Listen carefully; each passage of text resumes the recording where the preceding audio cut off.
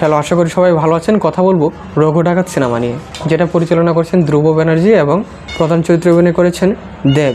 এটি যদিও ঐতিহাসিক প্রেক্ষাপটের উপরে নির্মিত সিনেমা, কিন্তু এটা কোনো ঐতিহাসিক চরিত্রের উপরে নির্ভরশীল কোনো সিনেমা নয়।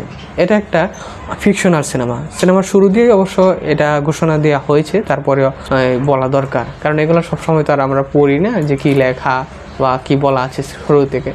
সেই হিসেবে যাই হোক, যে এটা একটা মূলত ঐতিহাসিক প্রেক্ষাপট, যে নীলকরদের সময় যে বাংলার মানুষের উপরে অত্যাচার ছিল এবং সেই সময় একটা দুর্ভিক্ষের মতন অবস্থা তৈরি হয়ে গিয়েছিল এবং প্রচুর মানুষ তখন অত্যাচারের কারণে মৃত্যুমুখে পতিত হয়েছিল। সেই সময়কার করুণ অবস্থা নিয়ে তৈরি করা এই ফিকশনাল সিনেমার নাম হচ্ছে রঘু ডাকাত। এখানে রঘু ডাকাত মূলত প্রতিবাদী চরিত্র, যে এইসব অত্যাচারের বিরুদ্ধে রুখে দাঁড়ানোর চেষ্টা করেছে এবং মানুষকে আশার দিক বা প্রতিবাদ করতে এবং প্রতিবাদী হতে ইন্সপায়ার করেছে। এরকম একটা প্লটে নির্মাণ করা হয়েছে সিনেমা রঘু ডাকাত, যেখানে প্রধান চরিত্রে অভিনয় করেছেন দেব এবং তার সাথে কোঅ্যাক্টর হিসেবে আছেন সোহিনী এবং ইদিকা পাল, এবং প্রধান নেগেটিভ সাইডের ক্যারেক্টারে রয়েছে অনির্বাণ। এবং এই সিনেমা নিয়ে বলতে গেলে বলবো, এখানে যে চরিত্রগুলো রয়েছে সেখানে চরিত্রগুলোর মধ্যে ক্ল্যাশ মূলত দেব এবং অনির্বাণের মধ্যে। অনির্বাণ হচ্ছে জমিদার, উচ্চ জমিদার, এবং দেব হচ্ছে প্রতিবাদী চরিত্র। এই দুইজনের মধ্যে যে ক্ল্যাশ, একজনের হচ্ছে তার ক্ষমতা দাপট সেগুলা ধরে রাখার জন্য, আরেকজন অর্থাৎ দেব সেগুলো ছিনিয়ে নিয়ে মানুষের অধিকারকে মানুষের মধ্যে ফিরিয়ে দেওয়ার জন্য। তো এই সিনেমাতে আরও ব্যাপার হচ্ছে, এই সিনেমাটা সুন্দর করে উপস্থাপনার যে ক্রেডিট সেটা অবশ্যই পরিচালক ধ্রুব ব্যানার্জির, আর এর সাথে সাথে ক্রিয়েটিভ ডিরেক্টর হিসেবে রয়েছেন দেব নিজে, যে কারণে সিনেমাগুলো ভালো কাজ করেছে এবং ভিএফএক্স বিজিএম এগুলা ভালো। তবে এই সিনেমাতে যে গানগুলো রয়েছে সেগুলো কিন্তু সিনেমার সিন ওয়াইজ কোনো গান না, যেরকম ধূমকেতুতে অথবা জুলফিকার এসব দেবের অন্যান্য সিনেমাতে যেরকম সিন অনুযায়ী গান থাকে এরকম না। এই গানগুলো রয়েছে আলাদা গান হিসাবে, যেগুলো আসলে জাস্ট আমরা গান হিসেবে দেখি, সিনের সাথে তেমন কোনো রিলেটেড না। আর এই সিনেমাতে আরও কয়েকটা পজিটিভ সাইড হচ্ছে যে সিনেমার যে ক্যারেক্টারগুলো, বিশেষত অনির্বাণের যে ক্যারেক্টার সেটা কিন্তু দুর্দান্তভাবে লেখা হয়েছে। আমার কাছে কোনো সময় মনে হয়েছে যে দেবের চাইতে অনির্বাণের যে কথা বলা, ডায়লগ ডেলিভারি সেগুলো বেশি গুজবাম দেয়। আর তাছাড়া দেবের ক্যারেক্টার আমাদের কাছে নায়ক সুলভ বা নায়ক হওয়ার কারণে বেশি ভালো লাগে, বা প্রধান চরিত্র তো সেই, কিন্তু দেবের কথার মধ্যে ওরকম পাঞ্চ লাইন ওই রকম কিছু নাই। কিন্তু ট্রেলারে যেমন আমরা দেখতে পারি, যেমন অনির্বাণ বলছে এক জায়গায় ট্রেলারের মধ্যে বলেছিল যে ডাকাত হলে আপদ, বিপ্লবী হলে বিপদ। এরকম আরও বিভিন্ন ধরনের ডায়লগ রয়েছে অনির্বাণের। যেমন আরেকটা ডায়লগ রয়েছে যে বিশ্বাসঘাতকতা দুই দিকেই কাটে, এপারে ও পারেও, এরকম। তো ক্যারেক্টার স্ট্রং দুয়েটাই, সেই হিসাবে কিন্তু পাঞ্চ লাইন দেবের বেশি থাকলেও ভালো হতো, কিন্তু দেবের চাইতে অনির্বাণের ক্যারেক্টারগুলো আরও স্ট্রং, আরও ভালো।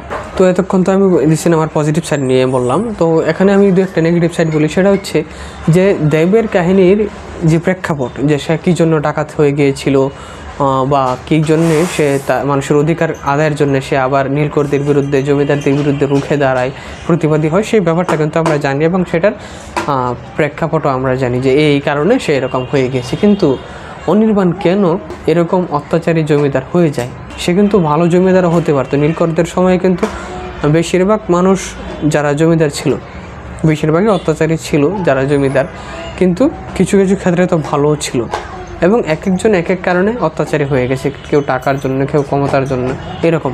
কিন্তু অনির্বাণ এখানে কী জন্যে এরকম অত্যাচারী বা নির্মম হয়ে গিয়েছে সেই ব্যাপারে কিন্তু তেমন কোনো কিছু দেখায় নাই বা কোনো প্রেক্ষাপট দেখায় নাই।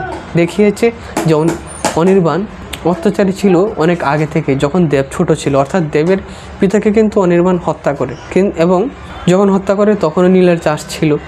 আর যখন দেব বড় হয়ে অনির্বাণের সাথে ক্ল্যাশে যায় তখনও নীলের চাষ হচ্ছে। আসলে এটা প্রেক্ষাপট একটু দেবের সাইড হয়ে গিয়েছে, যে দেব এক সাইডে কাজ করছে, কিন্তু দেবের সাথে সাথে অনির্বাণ যে এত নির্মম বা এইরকম অত্যাচারী, সেটা কী জন্য এরকম অত্যাচারী জমিদার হয়ে গেছে সে ব্যাপারে আসলে একটু প্লট থাকা দরকার ছিল ভালো। আর আরেকটা ব্যাপার হচ্ছে, এই যে নীলকরদের অত্যাচারের সময়টা এত বেশি দীর্ঘ সময় ছিল না, যে দেব ছোটোকালেও যখন তার বাবাকে হত্যার জন্য দেখেছি সেটা নীলের জন্য, এবং বড় হয়ে সে যে ক্লাসে জড়িয়ে যায় সেটা এই নীলের কারণে। এরকম না, নীলকরদের যে অত্যাচারটা সেটা কয়েক বছর ছিল, এবং পরবর্তীতে ইংল্যান্ডে যখন আবার ইঞ্জিন চালু হয়ে যায়, নীল তৈরির মেশিন চালু হয়ে যায়, তখন সেগুলো বন্ধ হয়ে যায়, সে অত্যাচারগুলো বা নীল উৎপাদনের প্রেশারগুলো বন্ধ হয়ে যায়। এইগুলো মূলত ব্যাপার। আর আরেকটা ব্যাপার হচ্ছে অনির্বাণের একজন সহকারী হিসেবে দুর্লভ রায়ের যে ক্যারেক্টারটা করে, তার নামটা এই মুহূর্তে আমার মনে আসতেছে না, সেই দুর্লভ রায়ের যে ক্যারেক্টারটা, সেটা কী জন্য অনির্বাণের কথায় রঘু ডাকাতকে মারতে এসেছে? শুধু টাকার জন্য না, তার আরও কোনো কারণ ছিল। সে যেইভাবে সিনেমাতে এন্ট্রি নেয় এবং সিনেমাতে রঘু ডাকাতের দলের উপর আক্রমণ করে রঘু ডাকাতের মাকে হত্যা করে ফেলে, সেই হিসাবে সে অত্যন্ত ভয়ঙ্কর ক্যারেক্টার হওয়ার কথা ছিল, কিন্তু সে রঘু ডাকাতের যখন ফেস করে তখন তাকে দেখেই ভড়কে যায় এবং সে ওইখানে রঘু ডাকাতের হাতে মৃত্যুমুখে পতিত হয়। তো এই ক্যারেক্টারগুলো আসলে যেরকম ভালো এন্ট্রি দিয়েছিল সেরকম ভালো রান করতে পারে না ক্যারেক্টারগুলো। আর অনির্বাণের ক্যারেক্টারগুলোর ক্ষেত্রে সে কী জন্য এত নির্মম হয়ে গেছিলো সেটা যদি দেখাতো তাহলে হয়তো বা আরও ভালো হতো। তাও সব মিলিয়ে বলা যায় যে এটা দেবের একটা মোটামুটি ভালো সিনেমা।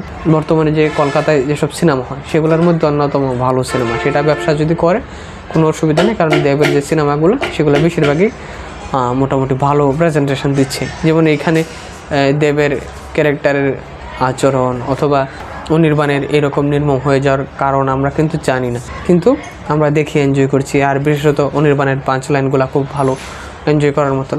তো সব মিলিয়ে বলা যায় যে একবার দেখার মতন একটা ভালো সিনেমা। যারা দেখেন নাই তারা একবার দেখতে পারেন, আর যারা দেখে ফেলেছেন তারা আমার সাথে অ্যাগ্রি করেন কিনা বা ডিসএগ্রি করেন কিনা সেটা কমেন্টে জানাতে পারেন, এবং সিনেমা নিয়ে নতুন নতুন তথ্য পেতে, আপডেট পেতে এবং রিভিউ পেতে আমাদের সাথে থাকুন। আজকে তাহলে এ পর্যন্তই, সবাইকে ধন্যবাদ।